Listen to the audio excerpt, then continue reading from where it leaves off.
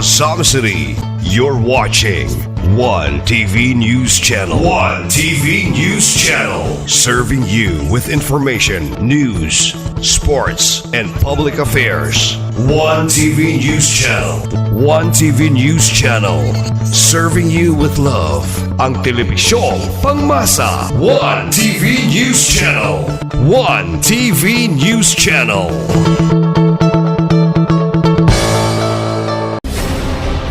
One TV special report.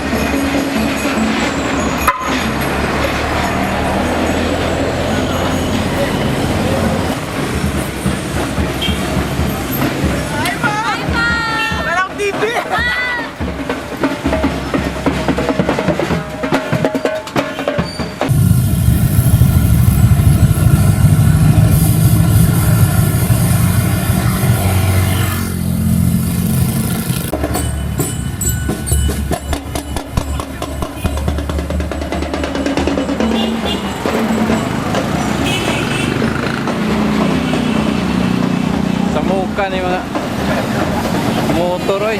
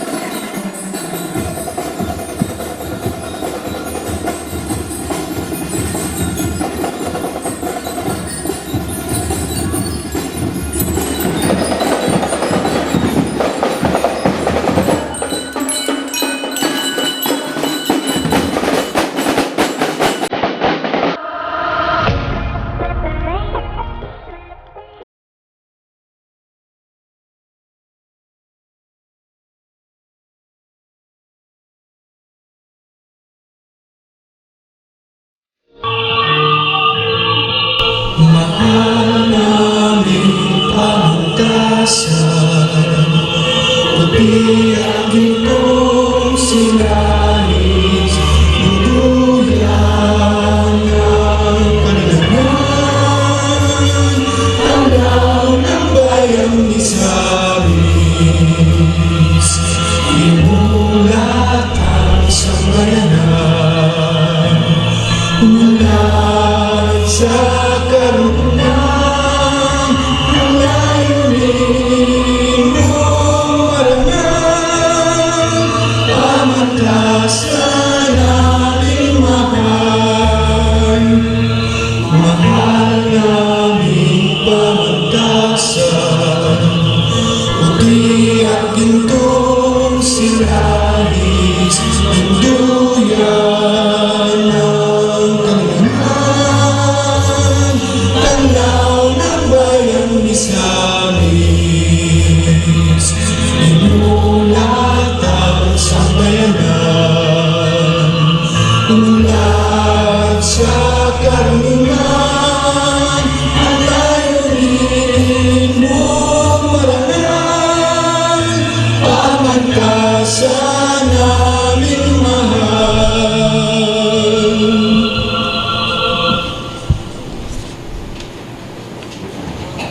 Please take your seat. Good morning, everyone. Welcome to the testimonial ceremony. Now, to give us the opening message, may I call on Dr. Geraldine Durias, Assistant Vice President for Academic Affairs.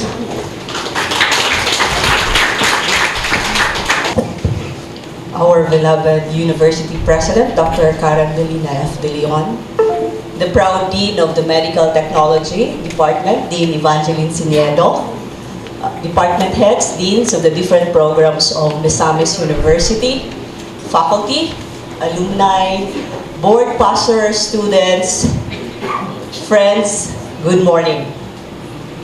This year, another momentous event happened to Misamis University. The 90 years of existence is celebrated with another milestone that shall always be inscribed in its roster of activities in providing quality education. Graduates of Misamis University are always faced with challenges as they embark to hurdle the rigors of their respective careers. And it becomes easy to say, I can do it, but those who persevere don't just become easy to say, they do it, but they live with it. As early as your first entry to Misamis University, your dream doesn't become to reality through magic. But instead, it takes sweat, preparation, studying, and learning from failure that resulted in you to become who you are today. Indeed, the Tatak MU culture, where the vision, mission, and core values have flourished and evident in your minds and heart. Ang mahal nating pamantasan is so proud of your endeavors. To proud parents and guardians who have worked hard and opened their best to their children, no matter how difficult life is, hats off to all of you. To teachers who have done tremendous tasks, a job well done. On behalf of MU family, I welcome you all to this meaningful testimonial ceremony. Congratulations to all board passers, and welcome and good morning to all. Thank you for that warm welcome, Dr. Geraldine Durias. And now, for the introduction of the board passers and the top 6, may I call on Mrs. Evangeline M. Siniedo, Dean, College of Medical Technology.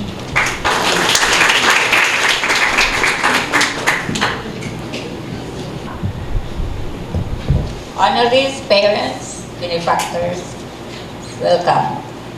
I'm proud to present to you our board passers and the top 6. There are 42 of them. Please stand. Number 1, Aklaw Jilly and parents. Aklaw? Wala. Alonto Princess Jaslyn. Bagaboy-boy Nelber and parents, Balsera Katrina Marie, Basar Bena Yasulmi, Cabanis James Ross and parents, Cabisas Florime,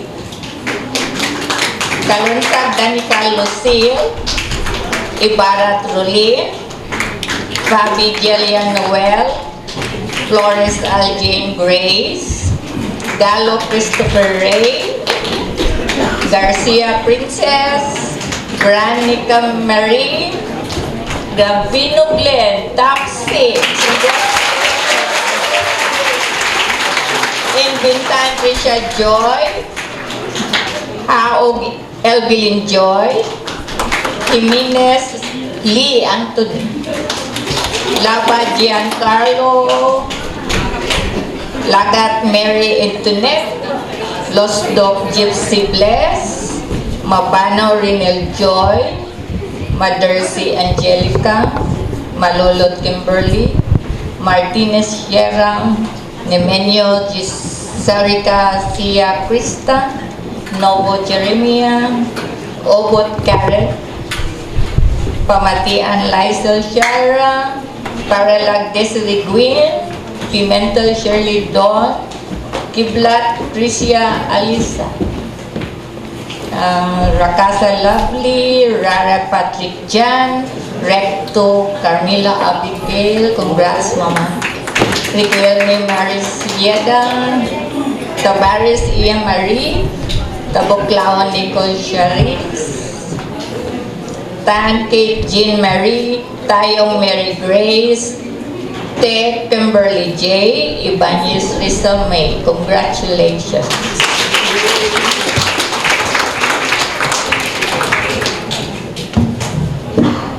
Let's fix them up parang for here by the steps so that you can take photo to get pictures.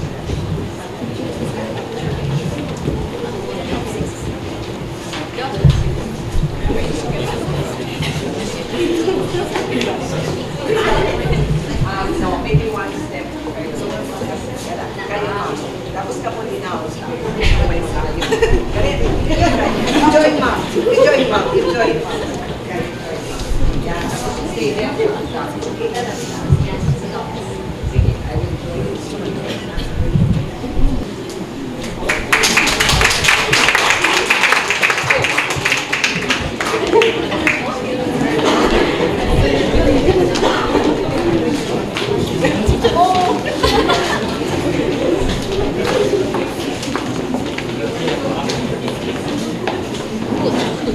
Thank you for that introduction, Ma'am Dee.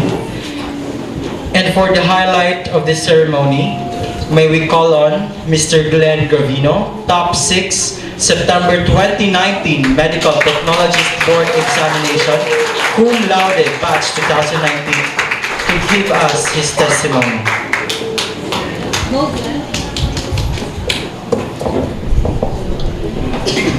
Praise the Lord. God is good. So, good morning everyone.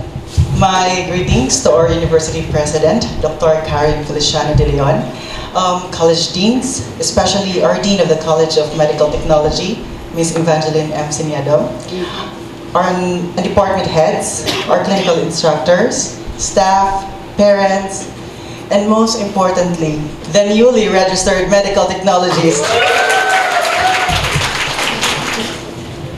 By the way, happy Mansari RMTs, di ba?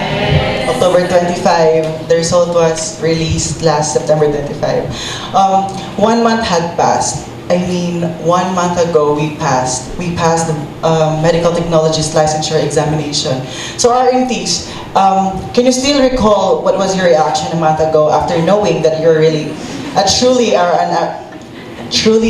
RMT?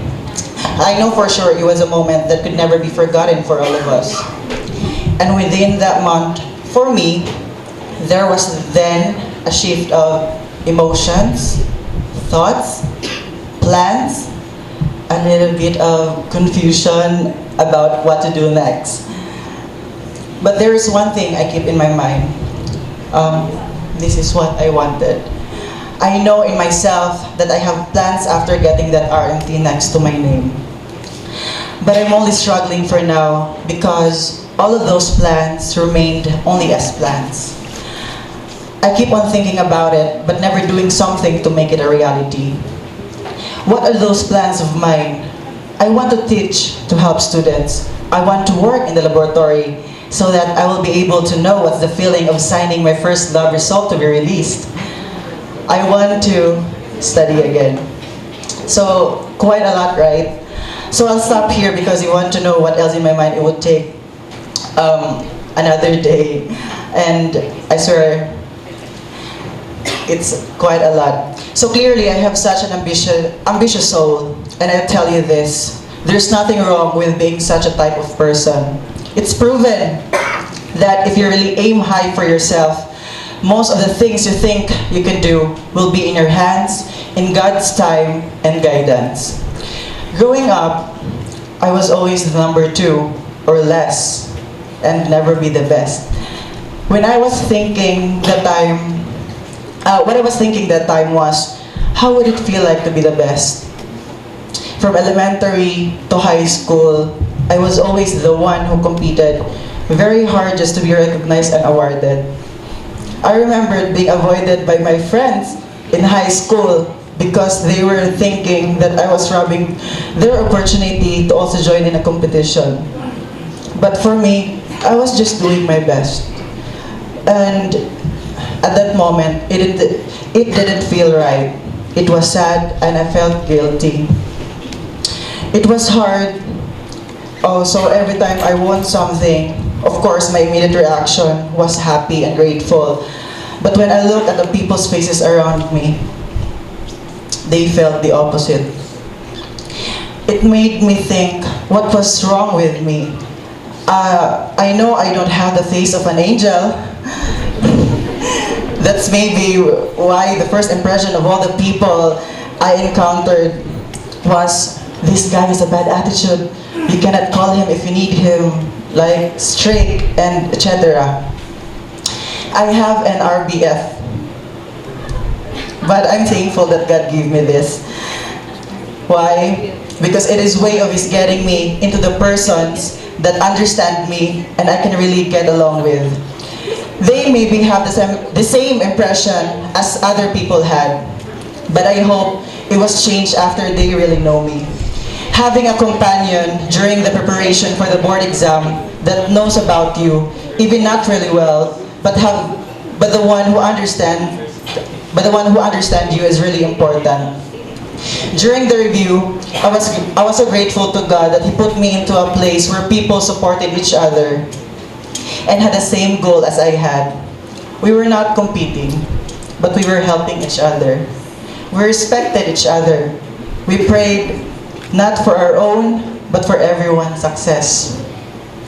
For me, in life, you just need to find people that will fully accept who you are.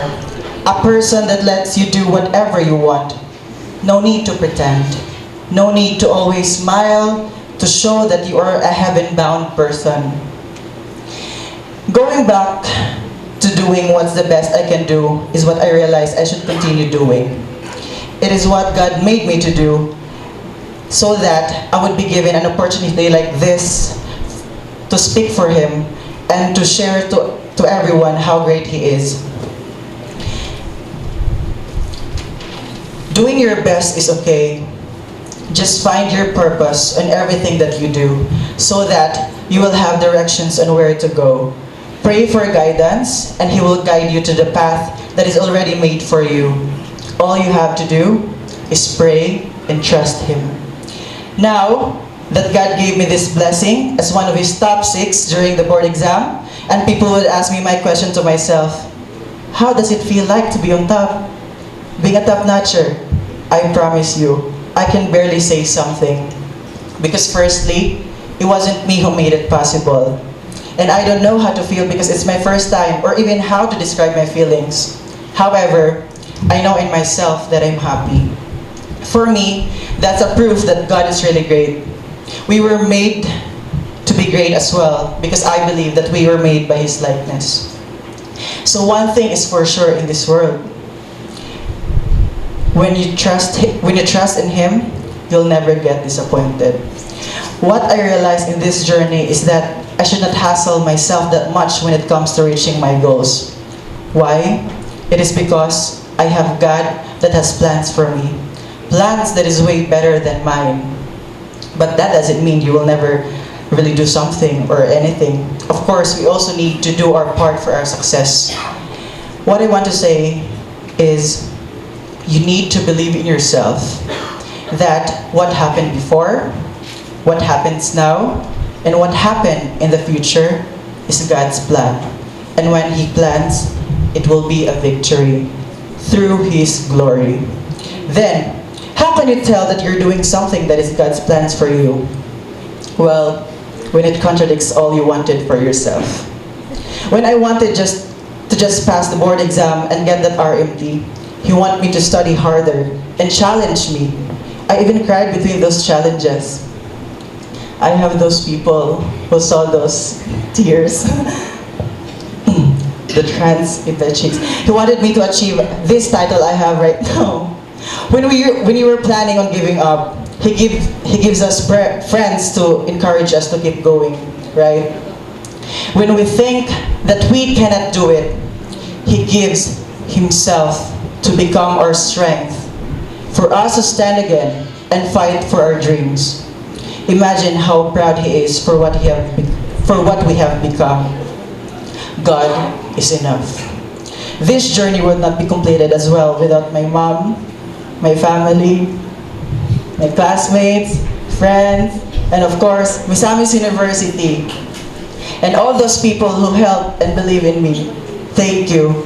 To Dr. Karen F. De Leon, thank you so much, ma'am, for leading us to success.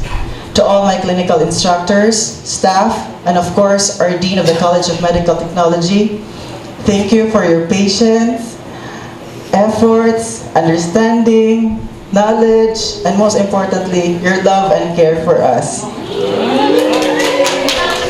You are a big part of our success, and we will never forget all the things that you've done for us. We will be forever thankful and happy that not only we are now RMTs, but also we found a family inside in this institution.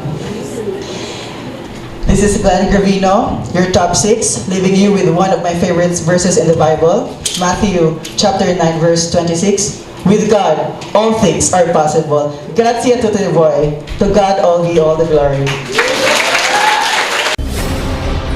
One TV special report.